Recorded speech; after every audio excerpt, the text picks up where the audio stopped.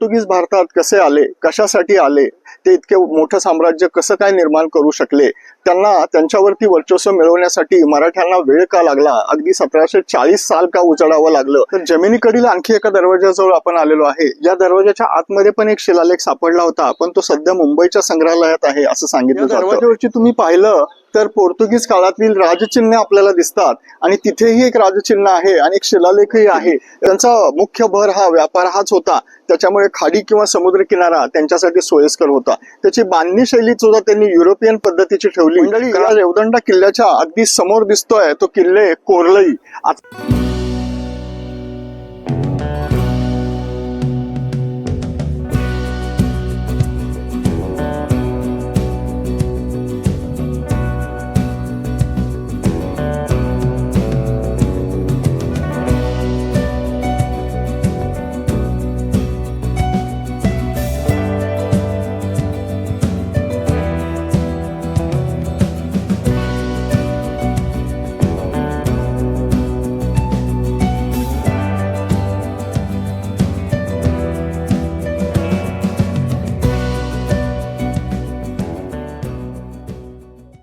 जय शिवराय मंडळी. डॉक्टर प्रसाद ट्रॅव्हलिंग या युट्यूब चॅनलमध्ये तुम्हा सर्वांचं पुन्हा एकदा स्वागत. मंडळी, आपल्या चॅनलमध्ये आजवर आपण मराठ्यांच्या वैभवशाली परंपरेची साक्ष देणारे अनेक गडकोट पाहिले, तसंच अनेक प्राचीन मंदिरांचाही अभ्यास केला आणि ते सर्व मी तुमच्या समोर घेऊन आलो. हे सगळं पाहत असताना आपल्याला विविध बांधकाम शैली दिसल्या, जसं काही यादवकालीन बांधकाम असेल, बौद्धकालीन लेणी असतील किंवा भूमिज शैलीतील बांधकाम असतील. हे सगळं बघत असताना आज मी तुम्हाला घेऊन आलोय कोकणामध्ये.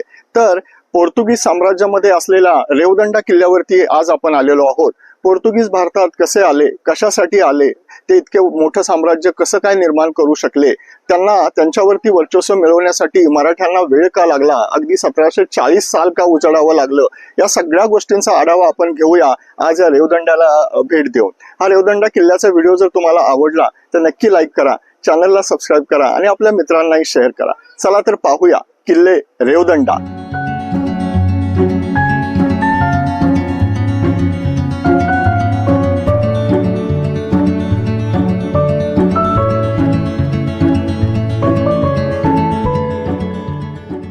रेवदंडा हा रायगड जिल्ह्यातील रेवदंडा गावात असलेला एक प्राचीन पोर्तुगीज किल्ला आहे.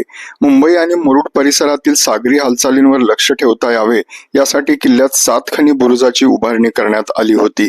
यावरून उत्तरेला मुंबई ते दक्षिणेला मुरुड पर्यंत टेहळणी केली जात असे. त्यामुळे या बुरुजाला पोर्तुगीज आरमाराचा रखवालदार म्हणून संबोधले जात होते.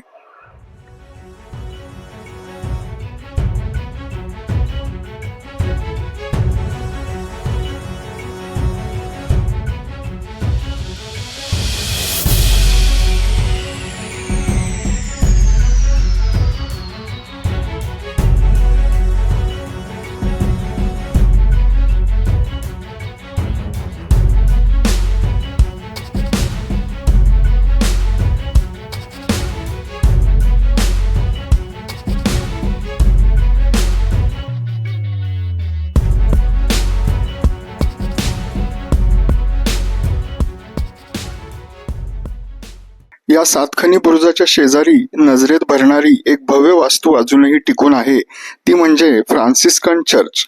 7 खणी बुरुजाच्या आवारात अनेक तोफाही आढळतात. पोर्तुगीज दस्तावेजात किल्ल्याचे 9 बुरुज आणि त्याच्यावर तैनात केलेल्या तोफांची नावेही येतात.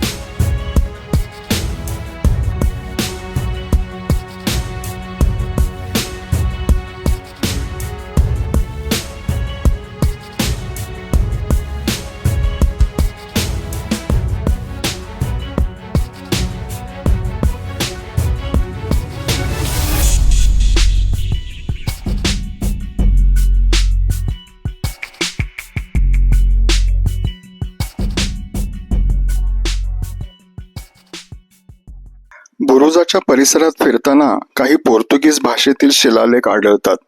स्थानिक लोकांच्या मते या शिलालेखावर बुरुजाचे बांधकाम करणाऱ्याचे नाव व कालावधी लिहिलेला आहे.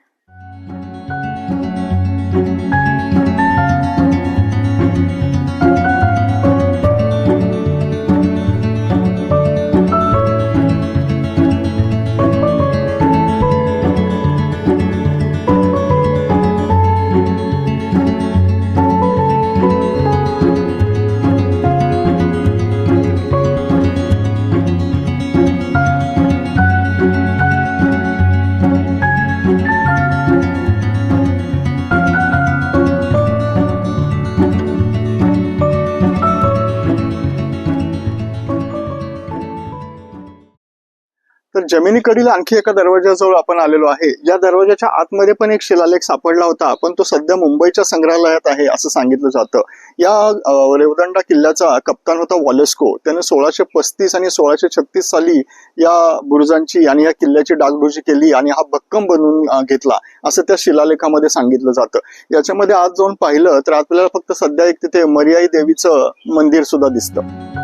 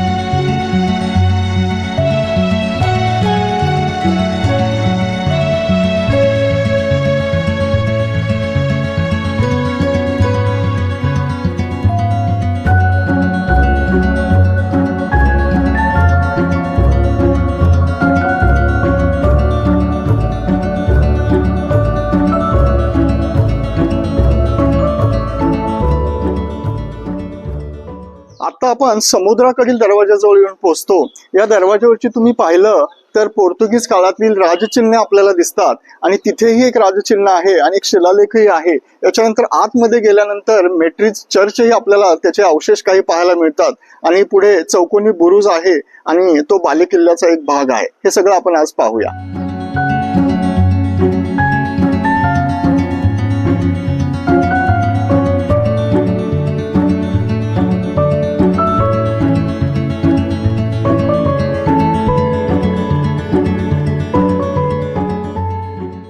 समुद्राकडील या दरवाजावर कोरलेली पोर्तुगीज राजचिन्हे पाहून आत असलेलं मॅट्रिज चर्च अवशेष रूपात पाहायला मिळते. आवर लेडी ऑफ द सी या रूपात इथं मेरीची अर्चना केली जात असे.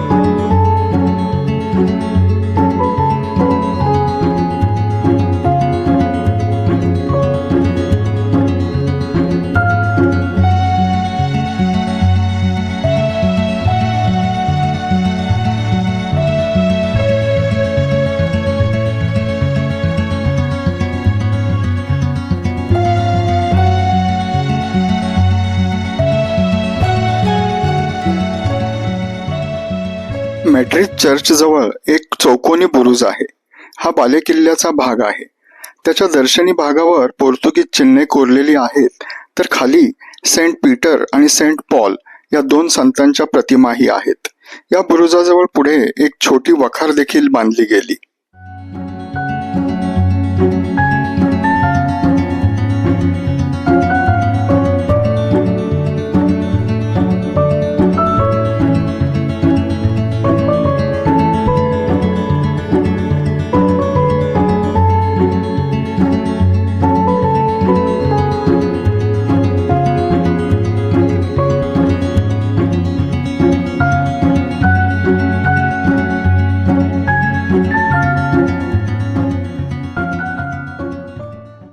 आपण आता उभे आहोत रेवदंड्याच्या समुद्रकिनारी. पोर्तुगीजांनी भारतामध्ये प्रवेश केला आणि व्यापारी दृष्ट्या आणि संरक्षणात्मक दृष्ट्या त्यांनी किल्ले बांधायला सुरुवात केली.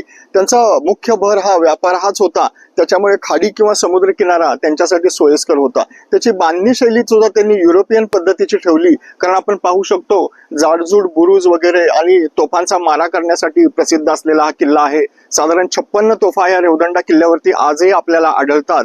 आणि अशी महाराष्ट्रामधली पोर्तुगीज बांधकामाची अनेक उदाहरणं आहेत की जसा वसईचा किल्ला आहे, वांद्रे किल्ला आहे आणि कोर्लई किल्ला आहे.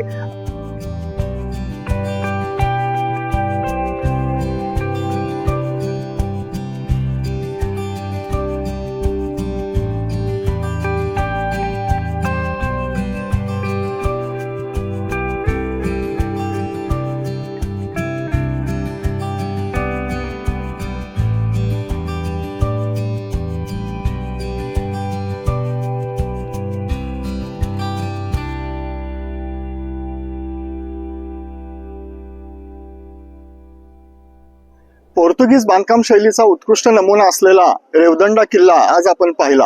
हा व्हिडिओ तुम्हाला कसा वाटला ते कमेंट सेक्शन मध्ये नक्की सांगा. मंडळी, या रेवदंडा किल्ल्याच्या अगदी समोर दिसतोय तो किल्ले कोर्लई. आता आपली भेट किल्ले कोर्लईवरती लवकरच. भेटत राहू इतिहासाच्या वाटेवर. जय शिवराय.